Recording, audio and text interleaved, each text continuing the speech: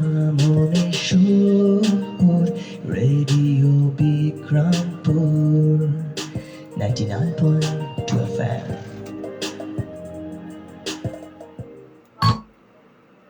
আসসালামু আলাইকুম রহমতুল্লাহ।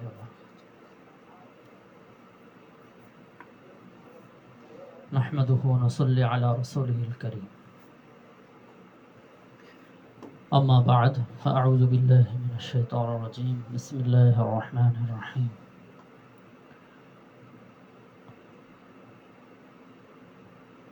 وقال الله تبارك وتعالى: وأذن في الناس بالحج يأتوك رجالا وعلى كل ضامر يأتين من كل فج عميق। صدق الله العظيم। وقال الله تبارك وتعالى: لكم دينكم ولي دين। صدق الله العظيم। وقال رسول الله صلى الله عليه وسلم: بني الإسلام على 5 شهادة أن لا إله إلا الله وأن محمدا عبده ورسوله وإقام الصلاة وإيتاء الزكاة والحج وصوم رمضان أو كما قال عليه الصلاة والسلام। আলহামদুলিল্লাহ। প্রিয় দর্শক শ্রোতা, আপনারা শুনছেন রেডিও বিক্রমপুর 99.2 FM এর বিশেষ অনুষ্ঠান আলোর দিশারি। অনুষ্ঠানে আমি থাকছি আপনাদের সাথে রবিউল হাসান। প্রিয় বন্ধুরা, কে কোত্থেকে শুনছেন অবশ্যই লিখে পাঠাবেন এবং সাথে সাথে অবশ্যই বলবেন, কমেন্টে জানিয়ে দিবেন আজকের অনুষ্ঠানটি কেমন হচ্ছে এবং সাউন্ডটা ঠিকঠাক মতো শোনা যাচ্ছে কিনা অবশ্যই লিখে পাঠাবেন।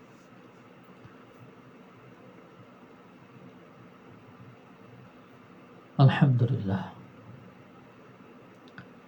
প্রিয় দর্শক শ্রোতা, আজ সোমবার রেডিও বিক্রমপুর 99.2 FM এর বিশেষ অনুষ্ঠান আলোর দিশারি।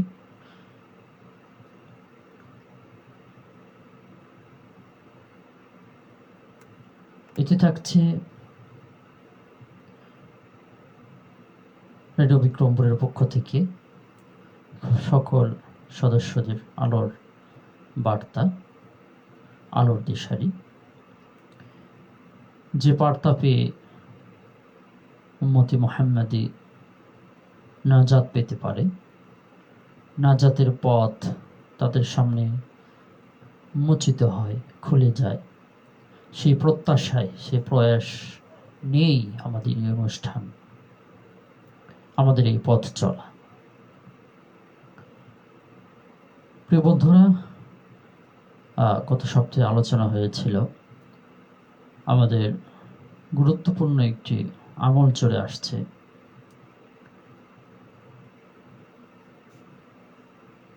গুরুত্বপূর্ণ একটি আমল আমাদের সামনে চলে আসছে, সেটি হচ্ছে আল উদহিয়া, কোরবানির আমল, হজের আমল।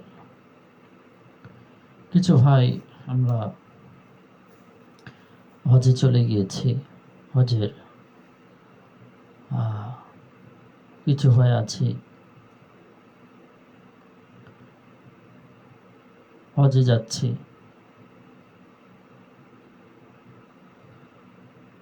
রব্বি কারীম সকলে হজকে কবুল আর মঞ্জুর করুন, আমিন।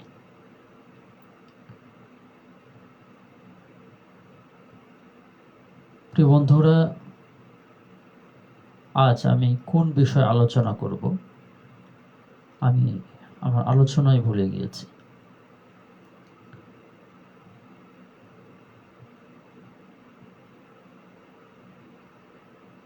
যেখানে মুসলিম সেখানে নির্যাতন।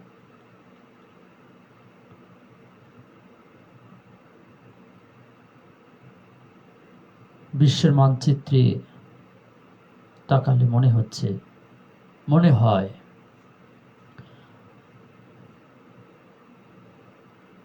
একাত্মবাদী যারা বিশ্বাসী, তাওহীদে বিশ্বাসী, আল্লাহতে বিশ্বাসী, এই সমস্ত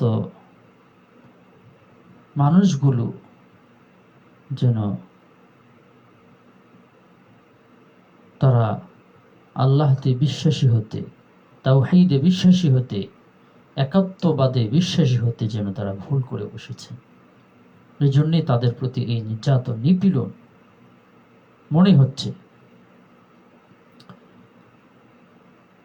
কিন্তু মহান রবের ঘোষণা হচ্ছে, মহান রবের ব্যর্থ কণ্ঠে কোরআন ঘোষণা দিচ্ছে, মানুষ যখন তার কাজ, তার দায়িত্ব ভুলে যায়, রব্বি কারিমের পক্ষ থেকে বান্দার প্রতি কি আদেশ নিষেধ এসেছে, সেই রবের হুকুম যখন বান্দা ভুলে যায়,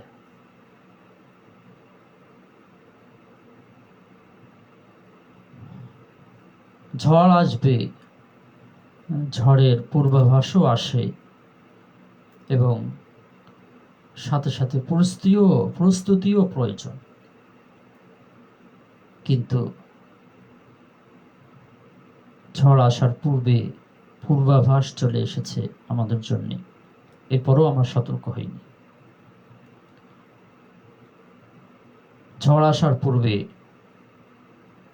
বৃষ্টি আসার পূর্বে শীতল হাওয়া প্রবাহিত হয়, বাতাস প্রবাহিত, বাতাস শরীরে লাগার মাধ্যমে আমরা অনুভব করি, বুঝতে পারি অনতি বিলম্বে কিছুক্ষণের মধ্যে বৃষ্টি চলে আসবে। আমরা অনুভব করি, আন্দাজ করতে পারি। এরপরও যদি আমরা ঝড়ের পূর্বাভাস পেয়ে প্রস্তুতি গ্রহণ না করি, তো ঝড় চলে আসার পরে যা হবার কথা তাই হয়ে যায়। ঠিক তদ্রূপ রব্বি কারিম আমাদের জন্যে যে ফরমান দিয়েছে, সেই ফরমানে কিভাবে মানুষ চলবে, বান্দা চলবে, তার জীবনকে অতিবাহিত করবে, সেই নিয়ম নীতিও সেখানে লিখে দেওয়া হয়েছে। বান্দা যখন সেই ফরমানের কথা ভুলে যায়, অটোমেটিক তাদের প্রতি ঝড় নেমে আসে, বিপদ নেমে আসে। ঝড়ের পূর্বাভাস পাওয়ার পরেও যখন কেউ সতর্ক না হয়, অটোমেটিকলি তার প্রতি, তার উপর ঝড় নেমে আসে। যদি ঝড় আসার পূর্বে পূর্বাভাস পেয়ে সে সতর্ক হয়, ঝড়ের পূর্ণ প্রস্তুতি সে গ্রহণ করে, তো আমরা দেখতে পাই, আমরা শুনতে পাই, আমরা দেখি সে কিছুটা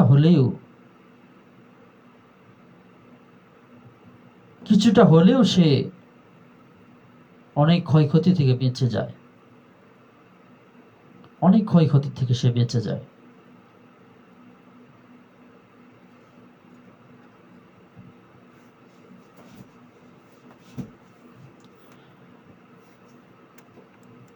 ঠিক তদ্রূপ আমরা আমাদের দায়িত্ব ভুলে গিয়েছি, আমরা আমাদের কর্তব্য ভুলে গিয়েছি।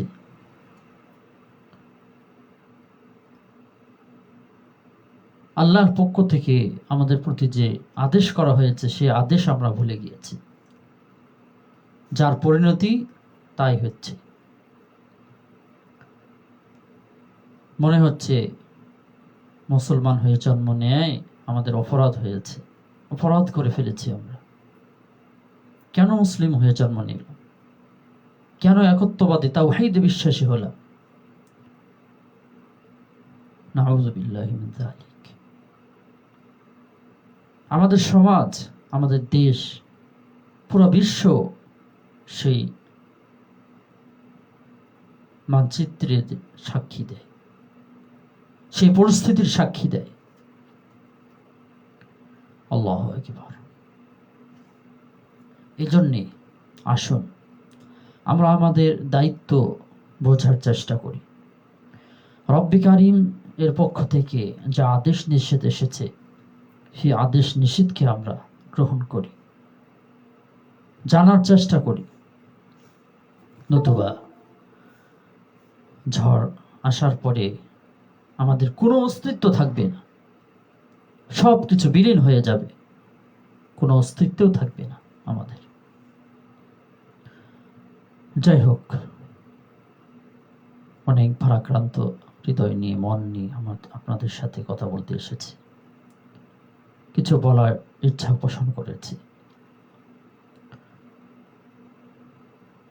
আলোচনার শুরুতে যে বিষয়টি বললাম তা হচ্ছে আমাদের মাঝে বিশেষ একটি আমল চলে এসেছে, হজের আমল এবং কোরবানির আমল।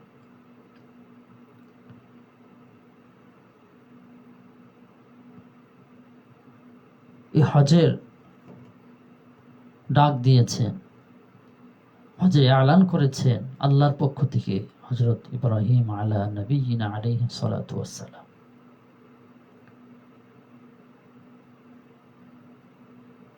সেদিন যিনি এলান করেছিলেন, ওই এলান যার কানে কানে পৌঁছে গেছে, সে কিয়ামতের পূর্ব মুহূর্তে সে যদি জন্মগ্রহণ করে, এরপরও সে সেই ডাকে সাড়া দেবার জন্যে, সেই ডাক সে শুনেছে, এর বাস্তবায়ন করার জন্য সে হজে যাবে, হজ করতে যাবে।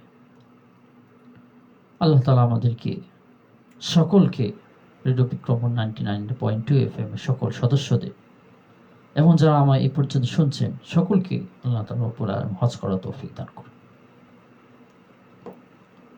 তো ইব্রাহিম আলা নবিয়িনা আলাইহিস সালাতু ওয়াস সালাম, ছোট্ট একটু ঘটনা বলে আলোচনা শেষ করব আজকে। হযরত ইব্রাহিম আলা নবিয়িনা আলাইহিস সালাতু ওয়াস সালাম, এর পূর্বে এর আগে আমরা একটি কথা জেনে নেই, তা হচ্ছে আমরা দেখতে পাচ্ছি যখন কোনো ব্যক্তি, কোনো দল, কোনো সমাজ, কোনো রাষ্ট্র ভালো কোনো কাজ করতে চায়, সমাজে উন্নতি হবে, দেশে উন্নতি হবে, রাষ্ট্রে উন্নতি হবে, এমন একটি দল, এমন কিছু লোক যখন কোনো ভালো কাজ করতে চায়, তখন বাধা আসে, শয়তানের পক্ষ থেকে বাধা আসে, যেন এই ভালো কাজ বাস্তবায়িত না হয়, ভালো কাজ তারা যেন না করতে পারে। ঠিক তদ্রূপ পৃথিবীর ইতিহাসে দেখলে দেখা যায়, পৃথিবীর ইতিহাস পর্যালোচনা করলে বোঝা যায়, পৃথিবীর মধ্যে দুইজন ব্যক্তি এমন আছেন যাদেরকে জন্মের পূর্বেই বাধা প্রদান করা হয়েছে পৃথিবীতে আসার জন্য, যাতে তারা পৃথিবীতে না আসতে পারে। জন্মের আগ থেকেই তাদের বিরোধিতা শুরু হয়েছে। এর মধ্যে একজন হচ্ছেন হযরত ইব্রাহিম আলাইহিস সালাতু ওয়াস সালাম, আরেকজন হচ্ছেন মূসা আলাইহিস সালাতু ওয়াস সালাম। আমরা সকলেই জানি মূসা আলাইহিস সালাতু ওয়াস সালামের জামানায় তার বিরোধী দল ছিল, বিরোধী শক্তি ছিল ফিরআউন। একদিকে মূসা আলাইহিস সালাত, আরেকদিকে ফিরআউন লাআনাতুল্লাহি আলাইহি, লাআনাতুল্লাহি আলাইহিম ইলা ইয়াউমিল কিয়ামা। অপরদিকে ছিলেন মূসা আলা নবিয়িনা আলাইহিস সালাতু ওয়াস সালাম। এই যে সত্য মিথ্যার জয় পরাজয়, একদিকে সত্য আরেকদিকে মিথ্যা, সত্য মিথ্যার একটা জয়কার চলছে। ঠিক তদ্রূপ হযরত ইব্রাহিম আলাইহিস সালাতু ওয়াস সালাম, একদিকে ইব্রাহিম আলাইহিস সালাতু ওয়াস সালাম, আরেকদিকে নমরুদ, যে খোদাই দাবি করেছিল, নিজেকে খোদাই দাবি করেছে। এই নমরুদ একবার স্বপ্নে দেখলো যে একজন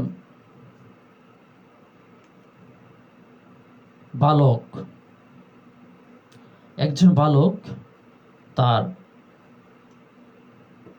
মাথাকে ঘুষি মেরে চূর্ণ বিচূর্ণ করে দিয়েছে এবং তার সিংহাসনকেও চূর্ণ বিচূর্ণ করে দিয়েছে। সেইটা স্বপ্ন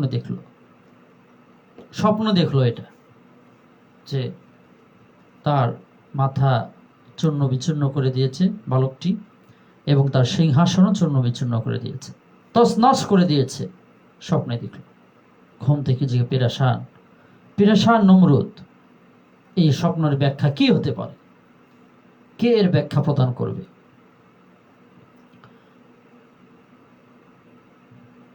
তো আমরা স্বপ্ন অনেক ধরনের হয়। কিছু স্বপ্ন আছে আমরা সারাদিন কি করেছি, কোথায় গিয়েছি, কোথায় আমাদের চঞ্চলতা হয়েছে, বেশি চলাফেরা হয়েছে, তর্ক বিতর্ক হয়েছে, ভালো মন্দ কাজ করেছি, ভালো কাজ আল্লাহর পক্ষ থেকে, মন্দ কাজ মিনাশ শাইতান, শয়তানের পক্ষ থেকে।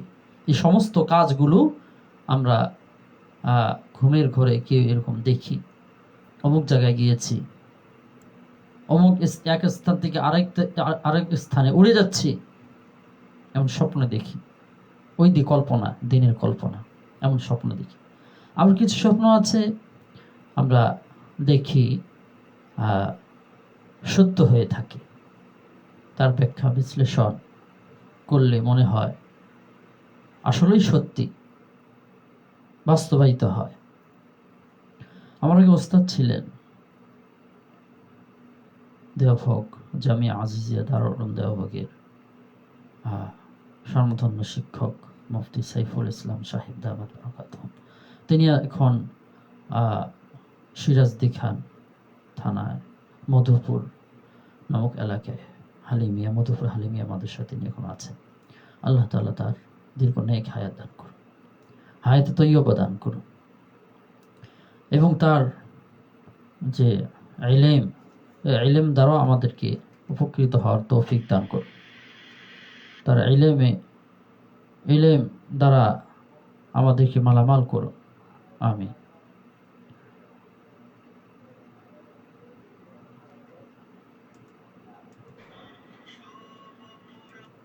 আচ্ছা, তো নমরুদ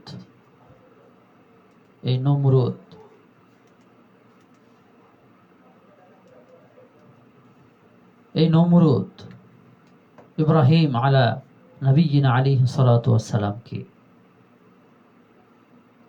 দমানোর জন্য, তাকে কষ্ট দেওয়ার জন্য সর্বাত্মক সবকিছু সে করেছে।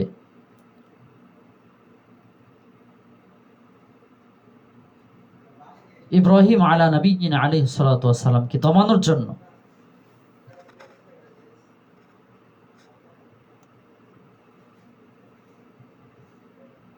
এবং তিনি যেন দুনিয়াতে না আসতে পারেন, এই জন্যই তার জন্মের আগ থেকেই বিরোধিতা শুরু হয়েছে।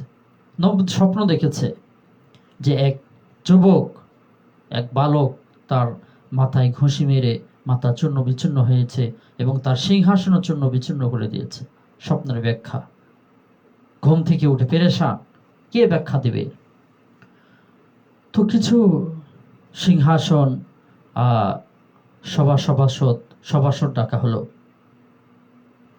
সংসদ বসলো, মন্ত্রী মহোদয়, এমপি মহোদয় সকলে তাদের রায় পেশ করলো যে হে আমাদের প্রভু, হে আমাদের মনিব, মহোদয় নমরুদ, আপনি হয়তোবা মাথা গরমের কারণে এরকম স্বপ্ন দেখেছেন। কোরআনের ভাষায় রব্বি কারীম বলেছেন আদগাসু আহলাম, ক্বালু আদগাসু আহলাম। আদগাসু আহলাম হচ্ছে যে মাথা গরম হওয়ার কারণে, দুশ্চিন্তার কারণে যে স্বপ্নগুলি দেখে, এগুলিকে বলা হয় আদগাসু আহলাম। ক্বালু, তারা সকল সভাসদ বলল, সকল এমপি মন্ত্রী বলল পার্লামেন্টে যে আপনার মাথা গরম হওয়ার কারণে এরকম স্বপ্ন আপনি দেখেছেন। কিন্তু এই নমরুদের সদস্যদের মধ্য থেকে সবার শেষ, সবার রায় পেশ করেছে, সব শেষ। এই নমরুদের সদস্যের মধ্য থেকে একজন সদস্য ছিল, সে আল্লাহতে বিশ্বাস করত, একাত্মবাদে সে বিশ্বাসী ছিল, তাওহীদে সে বিশ্বাসী ছিল। সে বলল, মহারাজ, হে আমাদের মুনিব, আমার একটি রায় আছে, আমার একটি মতামত আছে, তা হচ্ছে আপনি এই স্বপ্ন অনর্থ দেখেননি। এই স্বপ্নের যে ব্যাখ্যা দিয়েছে সভাসদ মন্ত্রী, সভাসদগণ যে ব্যাখ্যা দিয়েছে, এই ব্যাখ্যা আসলে সঠিক নয়। সঠিক হচ্ছে আপনার রাজমহলে, আপনার রাজ দরবারে, আপনার এই রাজত্বের মধ্যে এমন এক শিশু জন্ম নেবে, তার হাতেই আপনার পতন হবে, তার হাতেই আপনার সিংহাসন তছনছ হয়ে যাবে। তো সে নমরুদ দেশের মধ্যে যত গণক ছিল, গণককে সকলকে আহ্বান করলেন, সকলকে ডাকালেন এবং সকল গণকদেরকে বললেন যে দেখো, তোমরা একটু যাচাই বাছাই করে দেখো ওই শিশু কি এখনো জন্মগ্রহণ করেছে কিনা, তোমরা একটু যাচাই বাছাই করে দেখো, দুনিয়াতে ওই শিশু এসেছে কিনা তোমরা একটু যাচাই বাছাই করে দেখো। সকল গণক বলল, মহারাজ, হে আমাদের খোদা, এই শিশু এখনো মায়ের পেটে আসেনি, এখনো মায়ের পেটে আসেনি সে শিশু। আচ্ছা, নমরুদ সে প্রস্তাব পেশ করলো, ফরমান জারি করে দিল, এখন থেকে স্বামী স্ত্রী আলাদা, পুরুষ মহিলা সব আলাদা, পুরুষকে এক জায়গায় বন্দি রাখো, মহিলাদেরকে আর এক জায়গায় আবদ্ধ রাখো, তারা যেন বিবাহ একসাথে রাত্রি যাপন করতে না পারে, সকলকে আলাদা করে দাও। এই যে বিরোধিতা শুরু, সত্যের বিরোধিতা। কিন্তু আমরা জানি সত্যের জয় মিথ্যার ক্ষয়, সত্যের কোনো না কোনো জয় হতেই হবে, ইনশাল্লাহ হতেই থাকে, কোনো একদিন না কোনো একদিন সত্যের জয় হয়। যেই কথা সেই কাজ, সকলকে আলাদা করিয়ে দেওয়া হলো। এই দায়িত্ব যার কাছে ছিল, প্রধান উপদেষ্টা, এই দায়িত্ব যিনি পালন করছেন, এর নাম, যিনি প্রধান, তার নাম ছিল আজর। তিনি একদিন দেখলেন গভীর রাতে, অনুভব করলে এখন তো সবাই ঘুমিয়ে পড়েছে, সকল প্রহরী ঘুমিয়ে পড়েছে, এর ফাঁক দিয়ে সে ভাবলো যে আমি তো অনেক দিন হয়ে গেল স্ত্রীর কাছে যেতে পারিনি, আমি আমার সহধর্মিনীর কাছে যেতে পারিনি, ওইদিকে স্ত্রীও অনেক অপেক্ষায় আছেন আমার স্বামী আসবে। আল্লাহু আকবার, কি আল্লাহর কারিশমা, আল্লাহর লীলা খেলা। এই গভীর রাতে আসর তার বাড়িতে চলে এসেছে, দরজার নক করার সাথে সাথে স্ত্রী দরজা খুলে দিয়েছে। সুবহানাল্লাহ। অল্প সময় অপেক্ষা করার পরে, অল্প সময় বাড়িতে অবস্থানের পর আবার তিনি চলে গেছেন, গিয়ে দেখেন মাশাআল্লাহ কেউ ওঠেনি, সবাই ঘুমে বিভোর হয়ে আছে। আলহামদুলিল্লাহ, তিনি তো অনেক মনে মনে আশ্বস্ত, অনেক শুকরিয়া জ্ঞাপন করছেন যে কেউ দেখেনি আমাকে, বেঁচে গেলাম, আলহামদুলিল্লাহ।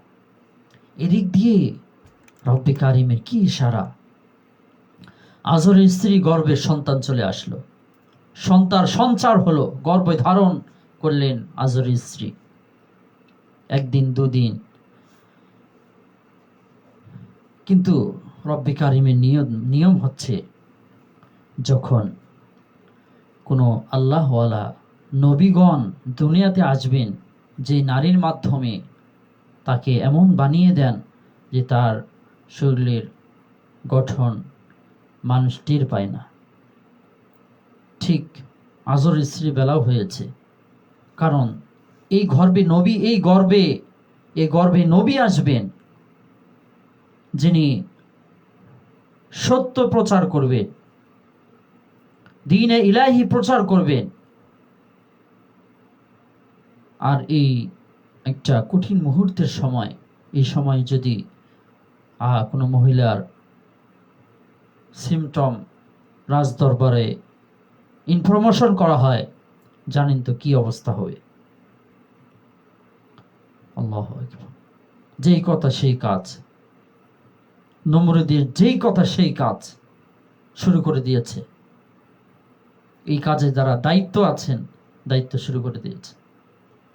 কিন্তু এদিক দিয়ে হাজরের স্ত্রী গর্ভে সন্তান চলে এসেছে।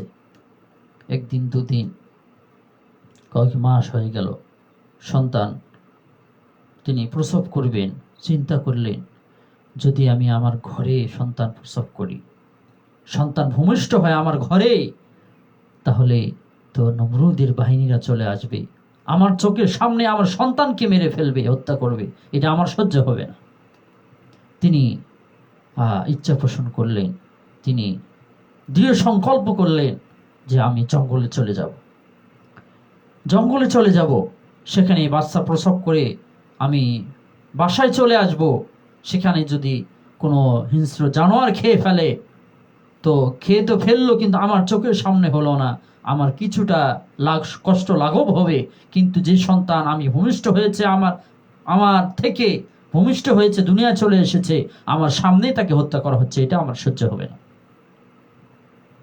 তিনি মনস্থ করলেন, দৃঢ় সংকল্প করলেন, পাহাড়ে জঙ্গলে চলে যাবে। যেই কথা সেই কাজ। রাতের অন্ধকারে তিনি জঙ্গলে চলে গেলেন, এক গুহায়, সেখানে সন্তান জন্ম দিলেন। সেখানে সন্তান জন্ম দিয়ে সেখানে কিছু লতা পাতা দিয়ে ঢেকে চলে আসলেন। কিন্তু রব্বে কারিমের কারিশমা হচ্ছে, ইশারা হচ্ছে, নিয়ম হচ্ছে যে একজন নবীর শরীরে জান্নাতের 40 জন পুরুষের শক্তি থাকে। 40 দিনের শিশু যেমন ভাবে বড় হলে যে পরিমাণ বড় হয়, রব্বে কারিম একদিনে ওই শিশুকে ওই পরিমাণ বানিয়ে দেন, বড় করে দেন, গঠনকে ওই পরিমাণ করে দেন। সুবহানাল্লাহি ওয়া বিহামদিহি। ইব্রাহিম আলা নবিয়িনা আলাইহিস সালাতু ওয়াস সালামের বেলাও তাই হয়েছে। আল্লাহু আকবার। লম্বা ইতিহাস, প্রিয় দর্শক শ্রোতা। এই মুহূর্তে আমি আলোচনার শেষ পর্যায়ে চলে এসেছি। কিছুক্ষণের মধ্যে বিদায়ের পালা চলে আসবে, বিদায় নিয়ে যাব। যে আলোচনা হলো লম্বা ইতিহাস, ইনশাল্লাহ আগামী সপ্তাহে আবার এই আলোচনা করে বলে শেষ করব ইনশাল্লাহ। কোরবানি আলোচনা হবে, কিভাবে আমরা পশু ক্রয় করব, কোরবানি করব, কোন নিয়তে কোরবানি করব, কেমন পশু কোরবানি ক্রয় করব, কোন নিয়তে ক্রয় করব, ইত্যাদি বিষয় আলোচনা হবে। সে প্রত্যাশায় আজকে বিদায় নিচ্ছি। আল্লাহ হাফেজ। আল্লাহ আপনাদেরকে ভালো রাখুন এবং সকল সদস্যদেরকে এই মুহূর্তে যারা শুনছেন, লিখেছেন, দৌলতপুর মানিকগঞ্জ থেকে নিয়মিত যুক্ত থাকেন হাসান মামুন ভাই, অনেক অনেক শুভেচ্ছা আপনাকে, এবং আরও আমাকে যারা শোনেন অনেক অনেক শুভেচ্ছা জানাচ্ছি, কৃতজ্ঞতা প্রকাশ করছি সকলকে সেই শুভেচ্ছা প্রীতি জানিয়ে আজকে এখানে বিদায় নিচ্ছি। আল্লাহ হাফেজ। আসসালামু আলাইকুম ওয়া রাহমাতুল্লাহি ওয়া বারাকাতুহু।